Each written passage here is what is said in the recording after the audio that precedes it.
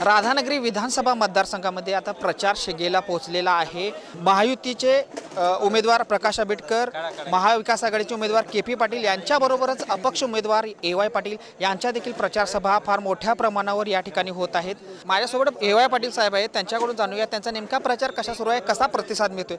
साहेब काय सांगाल, सकाळपासून तुम्ही प्रचाराच्या दौऱ्यामध्ये आहात, कसा प्रतिसाद मिळतोय एकंदरीत? की सकाळपासून आज राधानगरीच्या धामणी आणि तुळशी खोऱ्यामध्ये मी प्रचाराच्या निमित्तानं आलो।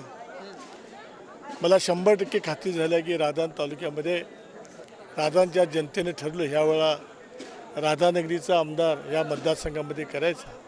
ए.वाय. पाटलाचा काय सक्षम पर्याय आता आपल्या समोर आला आहे आणि ए.वाय. पाटलाचा काय कामसू आमदार या मतदारसंघाला देऊया अशा लोकांच्या मनोभावना तयार झालेल्या मला यामध्ये दिसल्या। एकीकडे काही दिवसांपूर्वी तुम्हाला वंचित बहुजन आघाडीने पाठिंबा दिला, त्याचबरोबर विविध ठिकाणून तुम्हाला पाठिंबा मिळतोय, कितपत तुम्हाला पाठिंबा मिळाले असं वाटतं?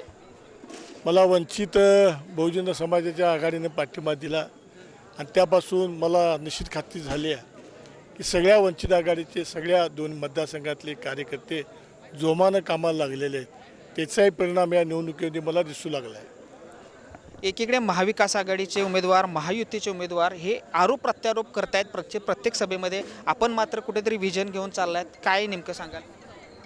नाही, मी स्वभावच माझा पहिल्यापासून असा आहे, मी शांततेने संयमाने जाणारा कार्यकर्ता आहे। मी कुणी काय करणार आहे ते सांगण्यापेक्षा मी काय करणार आहे मी सांगायचा प्रयत्न करतो।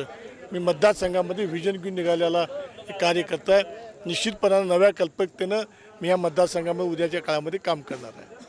मतदारांना काय आवाहन कराल तुम्ही? एकंदर करतच आलात, पण आता या सभेच्या माध्यमातून ही सभा बघितल्यानंतर माझा आज ऊर भरून आला।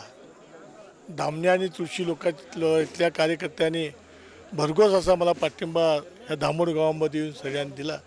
मी मनापासून त्या धामणी आणि तुळशीच्या कार्यकर्त्यांचं मनापासून या ठिकाणी आभार व्यक्त करतो आणि धामणी आणि तुळशीतल्या कार्यकर्त्यांच्या ज्या विकासाच्या कल्पना आहेत, या विकासाच्या त्यांच्या मनामध्ये ज्या गोष्टी आहेत त्या निश्चितपणानं मी उद्याच्या काळामध्ये पूर्णत्वाला नेईन असा लोकांनाही आशावाद आहे आणि मी ते करून दाखवून। हे होते आपल्यासोबत ए.वाय. पाटील साहेब। खरं तर आज ही धामोड येथे ही सभा झाली आणि या सभेला मोठ्या प्रमाणावर प्रतिसाद लोकांचा मिळाल्याचं आपल्याला पाहायला मिळालं। कॅमेरामॅन केतनसह मी रविराज, तारा न्यूज, कोल्हापूर।